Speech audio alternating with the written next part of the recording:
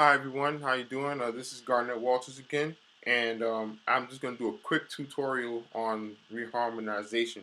I got a question from a friend of mine on Facebook, and he asked, I asked some time ago about some chord substitutions and reharmonizations you did in one of your videos some time ago. It sounded like you were in the key of A flat, but you were using chords outside of that scale. I remember you said that A flat is the same as G sharp. Well, I get that they're the same, but is there a deeper revelation? Or my understanding stops at A flat and G sharp being the same. Okay, so I'm just gonna address this really quickly. All right, so A flat and G sharp, they're the same note on the piano or whatever instrument you're playing, and they sound the same. The term for it is it's called an enharmonic tone, right? So as you can see here on the screen, I'm playing an A flat, and it says A flat, but it's also G sharp. It depends on context. Like if I have the word building, building has different definitions, and it all depends on how it's being used.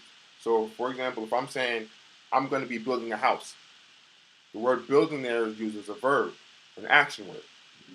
Now, on the other side of that, I can say something like I'm going to walk into a building. The building in that context is a noun, so because a person, place, or thing. In this case, it's a thing.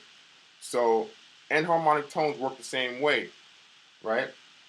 So A flat is like its own key, right? Now, if I were to use G sharp, I would use G sharp, for example, in the key of E, right? Because E has G sharp in it. And again, I know on the screen it's showing A flat octave, but in this case, the key of E has sharps, which leads me to this one point that in terms of key signatures, sharps and flats don't really mix, right? You have your sharp side and then you have your flat side, right? You can look on Google or whatever and you can see, just Google circle of fifths or circle of fourths, depending on how you look at it. And you'll see that the sharps are on one side and the flats are on the other side, right? So in this case, if I'm playing A flat major, I have A flat, B flat, C, D flat, E flat, F, G, A flat. There's four flats. Now, if I'm going to play an E, I'm still playing the, quote unquote A flat, but in this case, it's a G sharp, right? So it's E flat. I'm sorry, wow, not E flat, E. F sharp, G sharp. There it is. G sharp, A, B, C sharp, D sharp, E. Right? Right. So, the key to getting the whole reharmonization thing and chord substitution thing down is you got to know what note is in what scale, right? So in this case, if I have A flat, I have that's A flat. I have it in the key of chord A flat. I also have it in the key of D flat or C sharp, depending on how you look at it. Right? There's the A flat or the G sharp. Let's see, E flat. Right, there it is again. Let's see, key of well, it's C flat, but we better know it as B. There it is again. Right? Let's see. F sharp or G flat. There it is. Right? And those are like the flats. Now when it comes to the sharps, we already said E. Right? The key of A.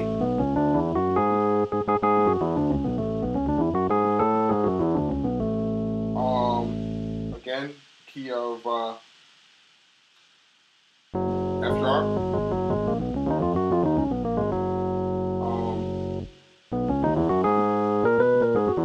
Key of B. Right? So you have all those options, right? And those are only like the major scales. You haven't really gotten into the harmonic minor yet. We didn't get into the melodic minor. We didn't get into the the whole step, half step diminished, or the half step, whole step diminished. So you have a whole lot of options to work with. And also keep in mind that whatever scale that you're in, or whatever chord that you're in, they have like specific chords. So like for example, if we're in the key of C, just for familiarity's sake, they have chords on every scale degree. Right? I'm just using triads just for familiarity's sake. Right? And then you have the versions of those chords. All right.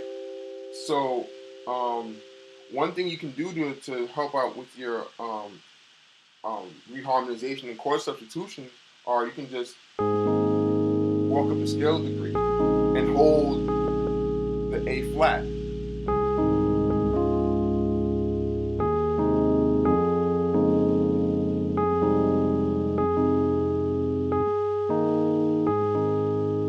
Okay.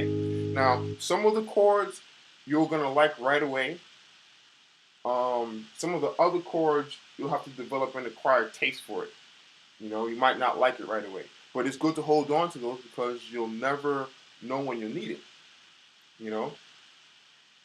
So start off with the triads first. So you can get like a basic sound out of it, and then you start to add like all the sevenths and the ninths and all the really cool extensions and all these other colors. Another thing to think about is playing modally as well, because modes opens up your chord vocabulary as well. A mode is pretty much this. If I would use the key of C, for example, right? The C major scale, that's a mode in itself. It's called the Ionian mode, right? Now, what I can do is I can start on any note in the C major scale and still keep the C major signature,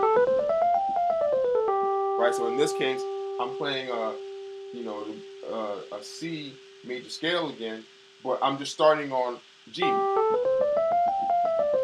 which is the Mixolydian mode, which is based on the fifth mode of the scale, right? Now, the second note in the scale is called Dorian mode. Notice how I'm still in the C key signature. All right. So thinking about modes and stuff will open up your playing. Like if I have A flat, I can play F major 7 with the 9. I can play E flat major with the 9 and the 13. I have E flat minor 9 with the 11. This is D major 13 with the sharp 11. The A flat, or the G sharp in this case, is the sharp 11. Right? So C7 sharp 9 flat 5. F7 sharp 9 sharp 5. The B flat 7 with a flat 9.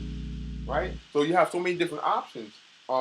Another thing you can do is take a note and then just figure out how it would work in like a 5-1 progression. Meaning like, okay, using C for example, C would be my 1, G would be my 5. Right? So how would the A flat work in this case? I would say that's a G7 flat 9, and then it resolves down to C major 9. Or if you want to just use A flat in the chord, you'll have A flat 7, and that resolves to D flat major, or D flat minor, or whatever you see on the screen there, C sharp major, or C sharp minor, right? Right? Right? So the key thing is just to understand relationships between whatever note you're playing in your melody and what scales that note is in. You know, just finding out what's in common, and that's what will open up your chordal vocabulary in terms of what chords you like to go to. Um, and there are books out there that you can check out, like the Jazz Theory book is a good book by Mark Levine. He also wrote the Jazz Piano book. You have what's the other book there? The Keyboard Grimoire. That's a really good book. Um, and then you also have the Jazz Piano, no, Jazz Piano, Modern Jazz Piano. That's what it's called. You can check those books out. You know, you can get them on Amazon or something to be able to get it there. So yeah, so just understand the relationship between whatever melody note you have, and then know what keys that melody note is in.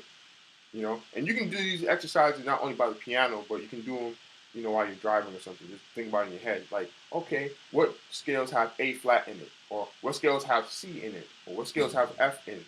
You know, so you just do that, and then you start to build up your vocabulary. You know, and just experiment and have fun with it. You know what I mean? Because once you remember a relationship, you won't forget it. All right. I hope this helps. If you have any questions, just feel free to inbox me on YouTube or on Facebook, you know, Garnet Walters, or you can ask me a question on Instagram at GEEPHLET, or same handle on Twitter as well. All right, later. Hi everyone, how you doing? This is Garnet.